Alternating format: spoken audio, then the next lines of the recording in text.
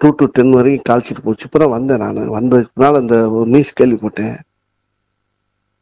அருமை அண்ணன் இசைஞானி அவருடைய தங்க மக அவருடைய செல்ல புள்ள பௌதாரணி இன்னைக்கு காலமான செய்தியை கேட்டு ஒண்ணுமே எங்க குடும்பத்தார்கள் எல்லோருமே புரியல. எங்களுக்கு ரொம்ப கஷ்டம். 47 வயசு அந்த பெண்ணு, இந்த தெய்வ குழந்தை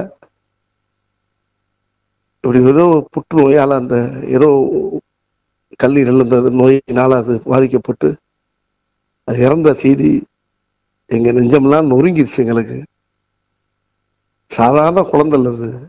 அவருடைய குரல் ஒரு ஒரு பெரிய ஒரு ஒரு குயிலுடைய குரல் அது. இந்த வயசுல இவ்வளவு அழகா எத்தனையோ பாடல்கள் வெற்றி பாடல்லாம் பாடின ஒரு குழந்தை அது. கல்ல கவனம் இல்லாத ஒரு புள்ள இன்னைக்கு அந்த அளவுக்கு இன்னைக்கு திடீர்னு மறைஞ்சிருந்து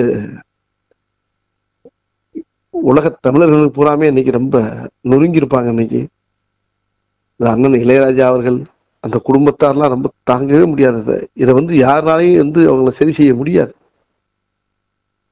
அதை விட இன்னொரு பெரிய ஒரு ஆச்சரியம் அன்னைக்கு ஒரு தைப்பூசம் அன்னைக்கு, இந்த தைப்பூசத்து அன்னைக்கு அந்த முருகப்பெருமான் அறுவடை வீடு முருகப்பெருமானுடைய காலடியில போய் தான் அந்த அம்மா இளைப்பாருவாங்கன்னு நினைக்கிறேன். நான் இந்த தாய் பௌதாரண்ய தங்க மக எங்க அண்ணன் இளையராஜாவுடைய அந்த அன்பு மகள் ஆன்மா சாந்தி அடையணும். அந்த குடும்பத்தாருக்கு எல்லாருக்கும் என்னுடைய இரங்கலை தெரிவிச்சுக்கிறேன். தமிழக மக்கள் சார்பாக இந்த நடிகர் வடிவேலு